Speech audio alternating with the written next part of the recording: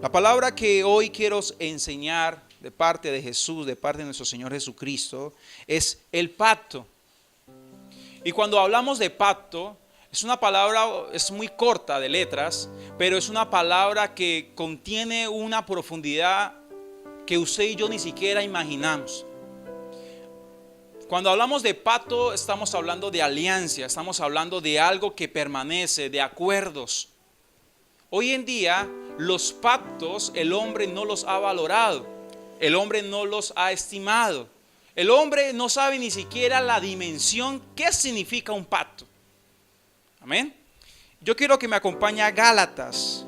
Gálatas capítulo 3, versículo 15.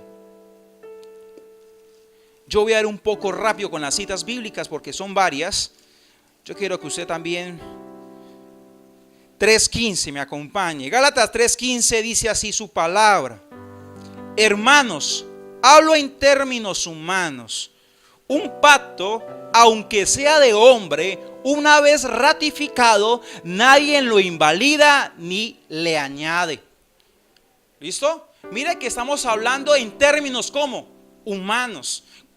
Cuando hablamos en términos humanos, yo puedo leer, hay varios pactos de hombres. Por ejemplo, David y Jonatán, el hijo de Saúl, hicieron un pacto de amistad. Cuando hablamos de matrimonio, estamos hablando de un pacto, un acuerdo de dos personas. ¿Bien? También vemos un pacto cuando Labán hace un pacto con Jacob y le dice: hasta aquí llegarás, mi familia para este lado y tu familia para el otro lado. Eran acuerdos, eran alianzas de dos partes, pero los pactos eran necesidad que hubieran testigos.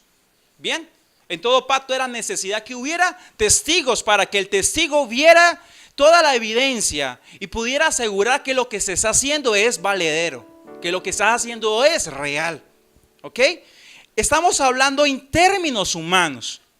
Vamos a Hebreos capítulo 9, versículo 16. Hebreos capítulo 9, versículo 16. 9:16. Dice: ahora vamos a hablar en términos de cómo se hacía en el antiguo tiempo. Dice: porque donde hay testamento, es necesario que intervenga muerte el testador, porque el testamento con la muerte se confirma, pues no es válido entre tanto que el testador vive. Cuando hablamos ya no de pactos terrenales, sino hablamos de pactos de Dios, es necesario que haya una muerte. Es necesario que una víctima sea sacrificada. No estamos hablando en términos humanos, estamos hablando en términos en lo que requiere Dios. Yo le quiero decir algo a usted. Cuando yo leo los pactos que Dios ha hecho en la Biblia, el hombre no tiene la capacidad de hacer pacto con Dios. No tiene la capacidad. Puede hacer un voto, pero no tiene la facultad de cumplir el pacto, porque es un acuerdo entre dos partes.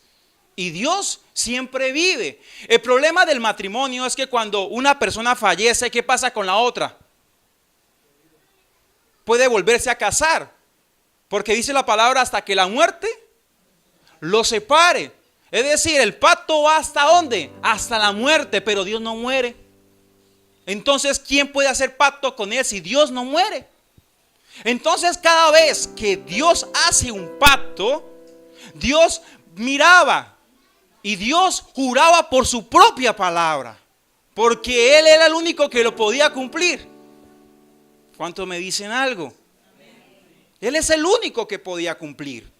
Hoy en día la palabra pacto en esta generación se ha desviado, se ha corrompido, se ha perdido el horizonte, la óptica, y realmente hemos perdido el sentido de qué significa el pacto.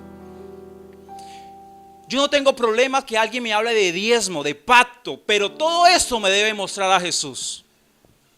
Si yo voy a hablar de pacto, Jesús debe estar en esa ecuación.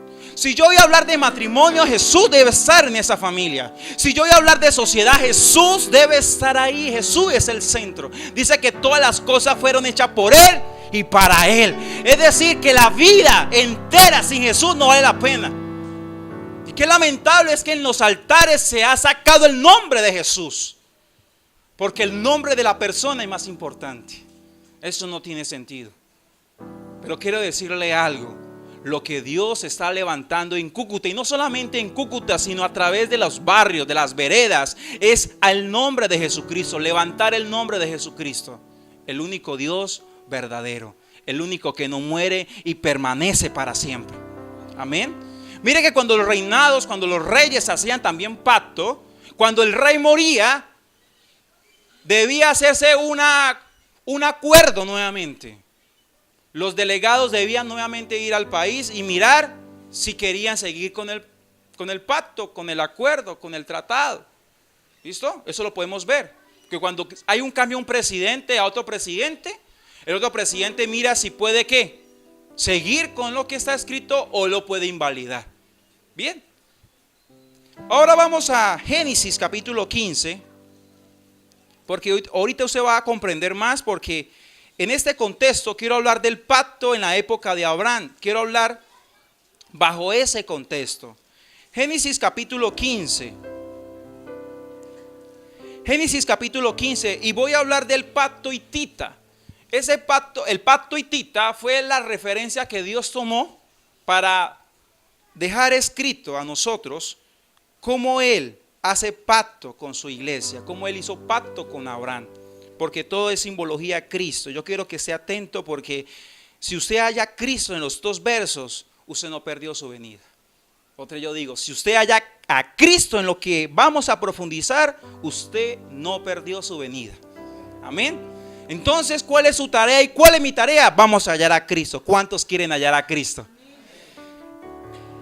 Quiero hablar del pacto hitita. En el pacto hitita hay varias cosas. Primero, hay dignatarios, tenga eso presente. Dignatarios son las personas que van a hacer el pacto. Siempre habrá un dignatario mayor y siempre habrá un dignatario menor. ¿Listo?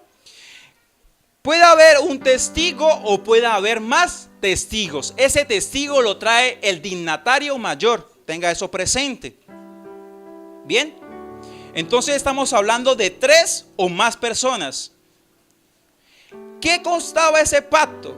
Constaba en tomar un animal y partirlo por la mitad. Cuando usted lea en el original pacto, pacto significa cortar. Esa es la palabra correcta en el arameo, cortar.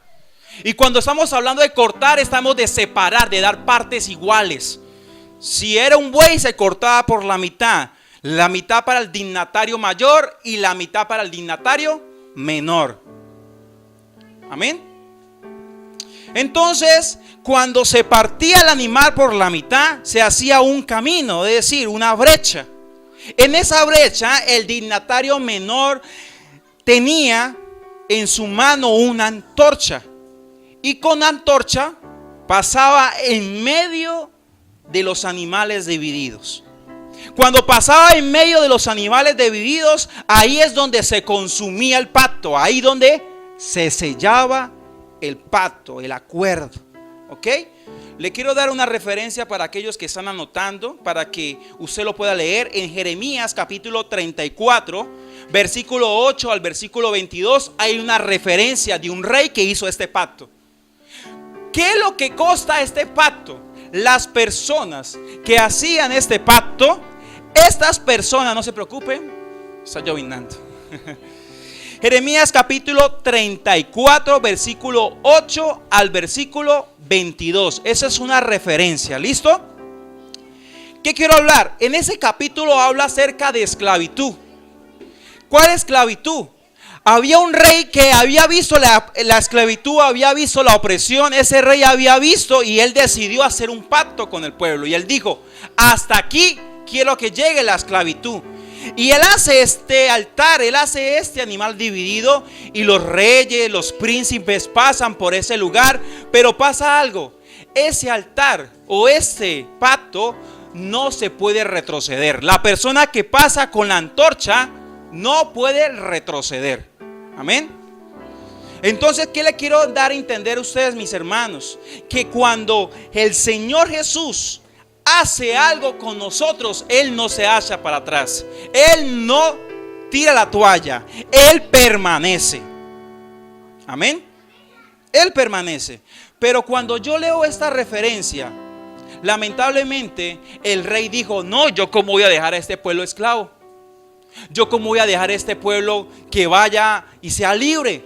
Dice que él volvió a traerlos a esclavos y Dios le disgustó eso. Porque el corazón del hombre es engañoso. El corazón del hombre es perverso. Y lo más triste, el corazón del hombre no cumple lo que dice. Y menos cuando no tiene a Dios en su corazón. Ahora sí, vamos a Génesis capítulo 15, versículo 9. Génesis capítulo 15, verso 9. ¿Estamos ahí? Génesis capítulo 15, versículo 9. Dice así su palabra. Vamos a comenzar a leer porque Abraham también hizo este altar o este pacto. Dice: y le dijo: tráeme. ¿Quién le dijo? ¿Le dijo quién? Dios. Dios le dice a Abraham: tráeme una becerra de 3 años. Primer animal, ¿qué es? Una becerra. Cuando hablamos de becerra, a pesar que la palabra suena como feo, esa becerra es una vaca, ¿bien? De 3 años. Una cabra de ¿cuántos años? De 3 años. Un carnero de 3 años. Una tórtola también. ¿Y un qué? Y un palomín. ¿Ok? ¿Qué le quiero dar a entender acá? Estamos hablando del dignatario ¿qué? Mayor y el dignatario menor. Si el dignatario mayor, ¿a quién traía? Al testigo. El testigo era el encargado de buscar estos implementos. El primer implemento, el primer animal fue una becerra. Y cuando hablamos de becerra, estamos hablando de fuerza. Diga fuerza. Ahora vamos al siguiente animal. Cuando hablamos de cabra, estamos hablando de algo nuevo. Diga algo nuevo. Porque la cabra, cuando hablamos de la becerra, es un animal que demuestra fuerza. ¿Sí? Hágasele detrás de una vaca a ver. Si le mete si lo cornea, o ese es un toro también. Se ve mucho con los animales como el buey también, son animales de fuerza. Cuando hablamos de una cabra, hablamos de algo nuevo, porque la cabra se usan para hacer odres. Odres para almacenar vino y también odres para almacenar agua. Con la piel de la cabra se hacen odres. Bien, cuando hablamos de carnero, estamos hablando de guía. ¿De qué, iglesia? Guía. El carnero es la oveja que tiene cachos. Una oveja que es el macho cabrio. Y ese animal es el encargado de pastorear. Es el animal que lleva a su ganado. Es el macho cabrio. Bien. Cuando hablamos de tórtola, estamos hablando de uno de los animales que representa humildad. ¿Qué representa la tórtola? Humildad o pobreza. En ese contexto, cuando una persona no tenía suficientes recursos, lo que llevaba a sacrificar era una tórtola. Jesús, sus padres llevaron una tórtola porque de pronto no tenían más que ofrecer. Y cuando se ofrece una tórtola, representa una ofrenda por el pecado. ¿Listo? Ahora vamos para el último animal. Y también una palomino. En unas versiones aparece paloma. Y cuando hablamos de paloma, es uno de los animales mensajeros. ¿Qué? ¿Cómo se dice, iglesia? Mensajero. ¿Listo? Vamos a leer el verso 10. Y tomó él todo esto. ¿Y qué dice la palabra? Y los partió por la mitad. ¿Quién los partió? El testigo. Recuerda que hay un dignatario menor y hay un dignatario mayor. ¿Y hay qué? Un testigo. Y si hablamos que el dignatario mandó a partir, el testigo, ¿qué es lo que tiene en su mano? ¿Qué es lo que tiene en su mano para partir? Un cuchillo. ¿Cuánto dan más? Un machete.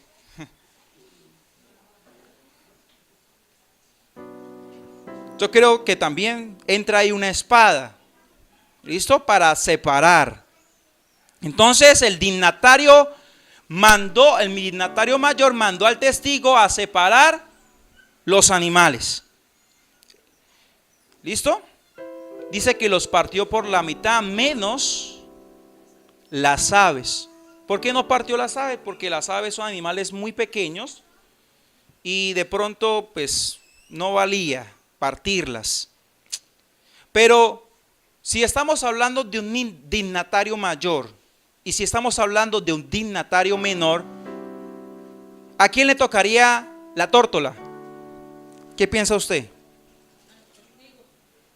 Otro yo digo, ¿a quién le tocaría la tórtola? Cuando hablamos de tórtola estamos hablando de pobreza y estamos hablando de humildad. ¿A quién le tocaría la tórtola? Cuando estamos hablando de un dignatario mayor y un dignatario menor. ¿A quién le correspondería la tórtola? Recuerde que los animales eran separados, mitad para uno y mitad para el otro. ¿Quién tomaría la tórtola? ¿Qué piensa usted? ¿Qué dignatario, el menor o el mayor? Vamos al 2 de Corintios, aquí lo vamos a ver, ¿quién tomó esa asignación? 2 de Corintios, capítulo 8.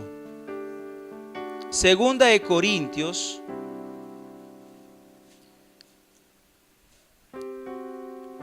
capítulo 8.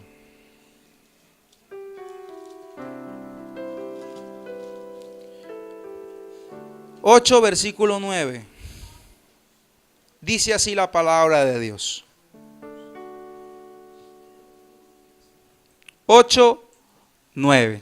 Dice así: porque ya conocéis la gracia de nuestro Señor Jesucristo, que por amor, ¿qué dice la palabra?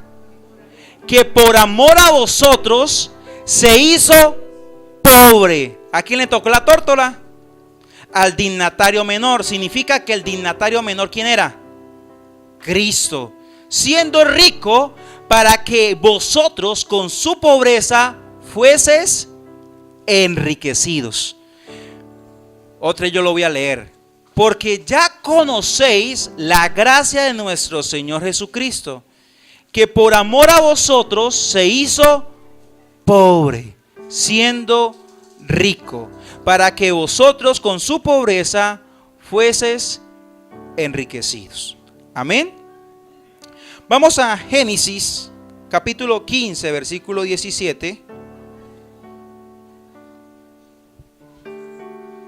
Génesis capítulo 15 versículo 17. ¿Estamos ahí, iglesia?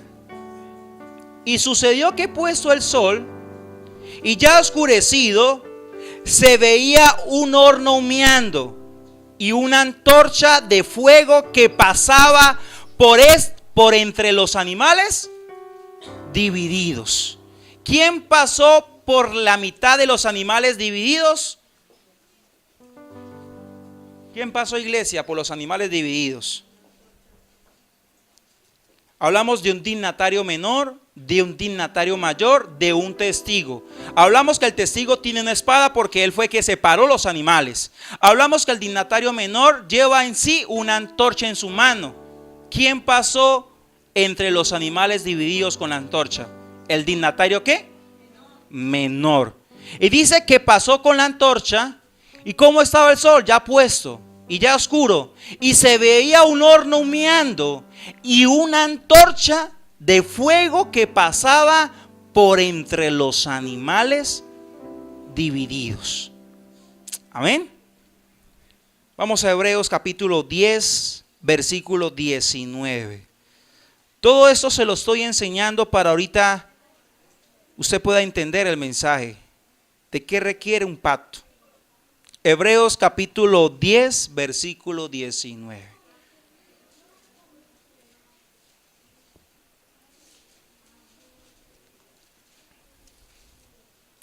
Cuando lo tenga me dicen amén. Hebreos 10, 19.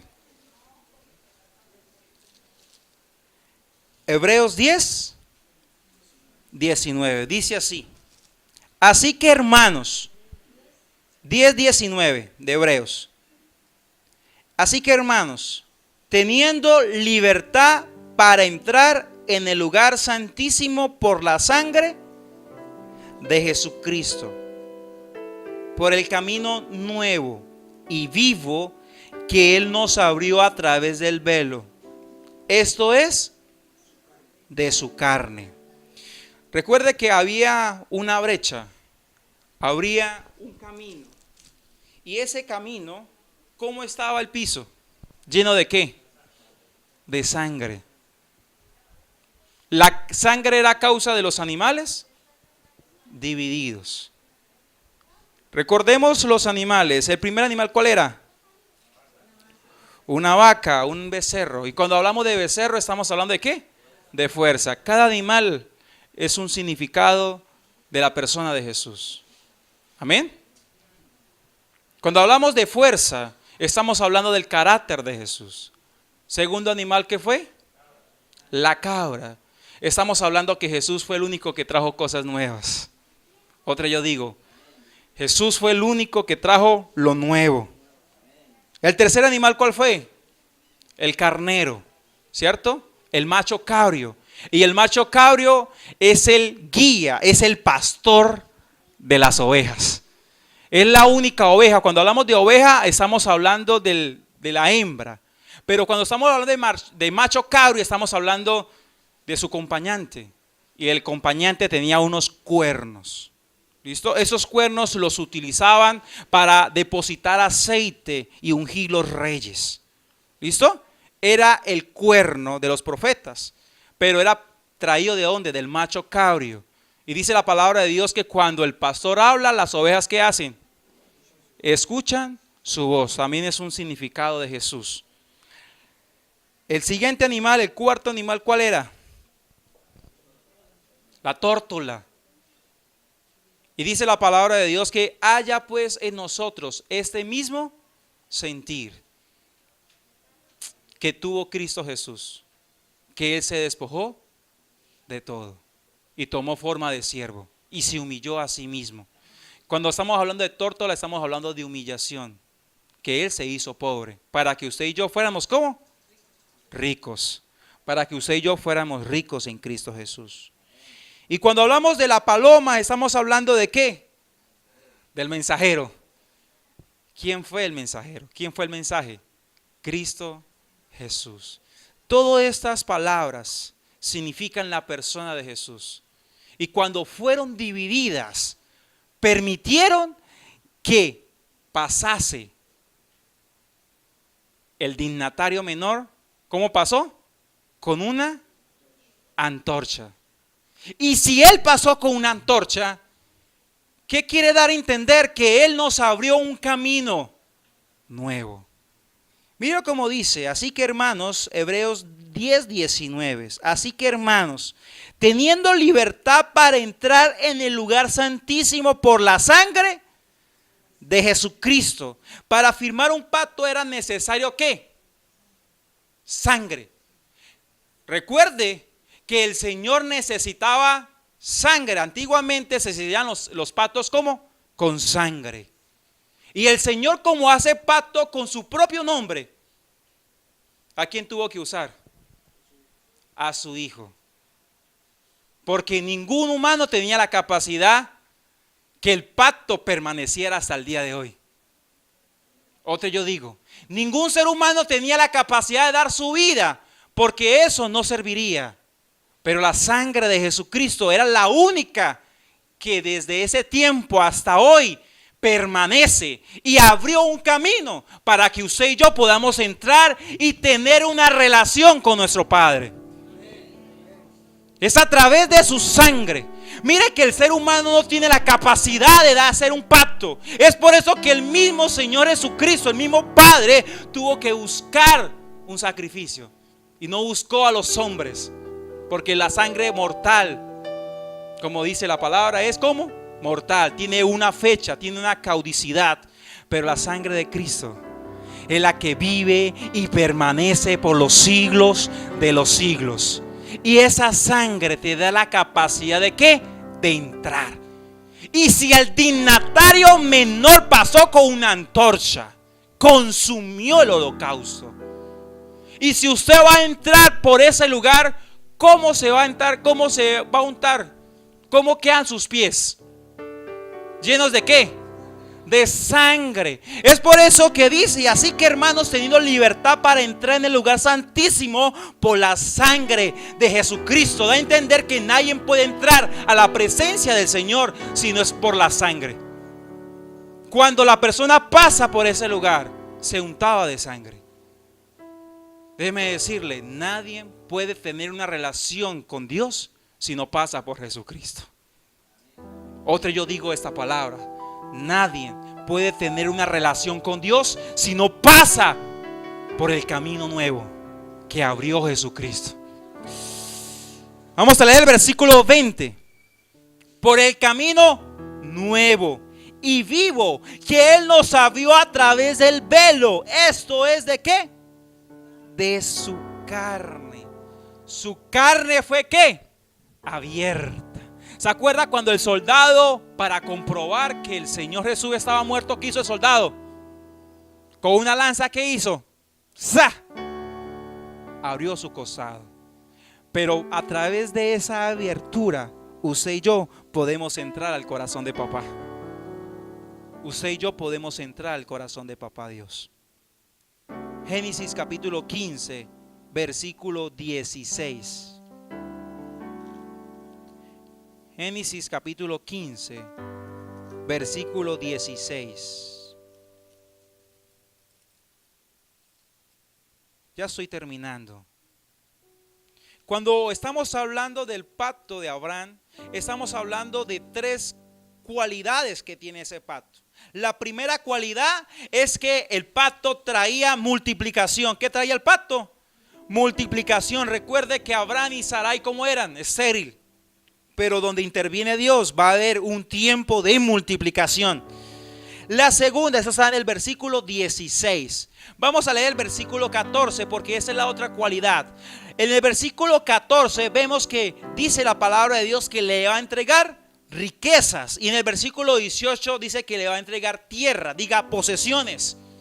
A través del pacto tú también eres múltiplo, es decir, te multiplicas, pero tú también eres rico y te extiendes a poseer la tierra que Dios te va a entregar. Amén. Eso lo hace el pacto. La tercera cualidad que tiene este pacto que Dios hace con Abraham está en el versículo 15. Y en el versículo 15 dice que y tú vendrás a tus padres en paz y serás sepultado en buena vejez. Estas palabras relacionan ¿con qué? Con una relación, con paz, con seguridad, con tranquilidad. Entonces Dios lo primero que trae, ¿qué es? Multiplicación. ¿Cuántos en este año se quieren multiplicar? Ay, no más hijos, dice alguien por ahí. Yo hablo de todas las esferas de la vida, todas las áreas de la vida. ¿Cuántos se quieren multiplicar? La segunda cualidad de este pacto con Abraham es que trae ¿qué? Riquezas y posesión de tierra. Amén. Y la tercera cualidad es que va a tener paz. Mire que hay gente que tiene mucho y le falta la tercera. No tiene paz. El único que puede dar esa paz se llama Dios. Y eso viene a través de su pacto. Amén. Recuerde que nadie tiene la capacidad. Ahora sí, si estamos hablando del pacto hitita, vamos a comenzar a descifrar quién era quién. ¿Quién era el testigo? ¿Quién es el que trajo los animales? Abraham. Abraham era un testigo. Abraham no hizo pacto. Fue Dios mismo que hizo pacto con él. Es decir, Dios mismo se juramentó y solamente Abraham fue un testigo de todo lo que se hizo. El dignatario menor dice que pasó por medio como un horno, ¿cierto? En el versículo 17 dice: sucedió que puesto el sol y ya oscureció, se veía un horno humeando y una antorcha de fuego que pasaba por entre los animales divididos. ¿Quién pasó por esa antorcha? Es decir, ¿quién pasó por ese camino? Jesucristo. Una teofanía de Jesucristo. Pasó por ese lugar. Y cuando hablamos de los animales divididos, hablamos del carácter, de la personalidad de Cristo. Solamente Abraham fue solamente ¿qué? Un testigo. Solamente fue un testigo. Usted y yo somos testigos de lo que Cristo hizo en la cruz por nosotros. Nosotros no llegamos a un acuerdo con Él para que Él muriera. Él mismo se ofreció. Él mismo hizo pacto con su propia vida. Él mismo se juramentó para que tú te dieras libertad y yo también. Tú y yo, entonces, ¿qué hacemos ahí? Somos testigos. Y Anderson, todos seremos testigos. Quiero decirte lo siguiente: Abraham marcó la diferencia porque Abraham creyó. Y Dios añade al pacto a aquellos que creen. Otra, yo digo, Dios añade al pacto a aquellos que creen. Y dice que Abraham creyó y se le fue contado, ¿por qué? Por justicia. Abraham creyó y fue contado por justicia. Segunda de Pedro, capítulo 1, versículo 19.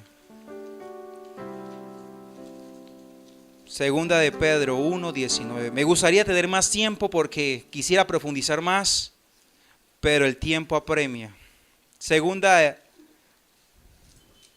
Primera de Pedro dije yo, segunda de Pedro 1, 19. Siempre a los inicios de los años se da una palabra profética, ¿cierto? O al cierre de año se da una palabra profética. Yo no tengo una palabra profética, solamente le quiero leer este versículo bíblico. Tenemos también la palabra profética más segura. Cuando hablamos de palabra profética, piense en una espada. Dice la palabra que la palabra de Dios es como una espada de dos, ¿qué? De dos filos. ¿Qué hace la espada? Penetra hasta lo último. ¿Y qué hace la espada? Separa el espíritu y el alma y disciernen las intenciones del corazón. Tenemos la palabra más profética, más segura, a la cual hacéis bien estar como atentos como a una antorcha que alumbra en un lugar oscuro hasta que el día aclarezca y el lucero de la mañana salga en vuestros corazones. Mire que ese verso bíblico tiene una relación profunda con el de Génesis capítulo 15. Habla de una espada. El testigo que fue Abraham dividió los animales. ¿Quién dividió los animales? Abraham. Bien. ¿Quién crucificó a nuestro Señor Jesucristo? Los romanos, pero también está usted y yo ahí también. Significa que ellos fueron testigos y usted y yo fuimos testigos también. En Mateo capítulo 3, versículo 3, no vaya ya, solamente quiero dar esa referencia. Habla de Juan el Bautista. Y Juan el Bautista, ¿qué hace Juan el Bautista en Mateo capítulo 3, versículo 3? Dice que él prepara el camino. ¿Quién dividió los animales? Abraham, ¿cierto? Significa que quien preparó para que pasara el dignatario menor fue el testigo. ¿Cuál es nuestra función en el pacto? Prepararnos más. Dice, y yo envío mi mensajero, el cual él preparará el camino para que pase el dignatario. Juan solamente fue un testigo. Y si lo quiere leer, vamos a Juan capítulo 1. Hablamos que Juan preparó el camino. Juan capítulo 1. Juan capítulo 1. Versículo 6. Juan 1:6. Dice, hubo un hombre enviado de Dios, el cual se llamaba Juan. Este vino por testimonio para que diese testimonio de la luz, a fin de que todos creyesen por él. Versículo 8.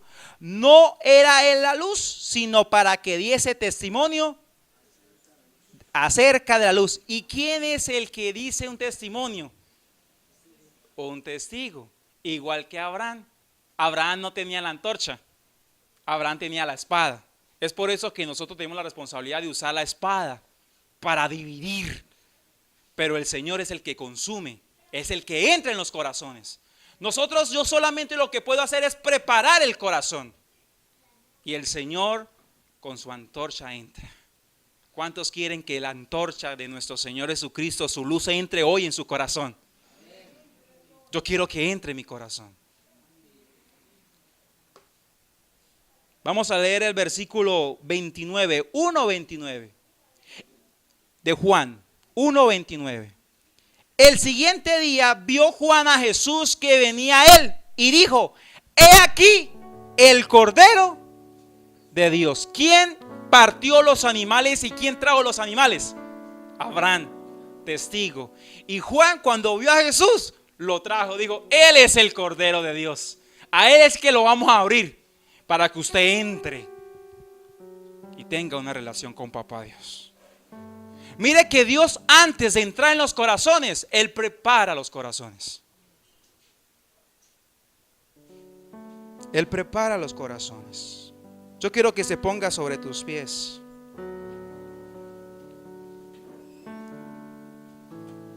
Romanos capítulo 5. Romanos capítulo 5, versículo 1.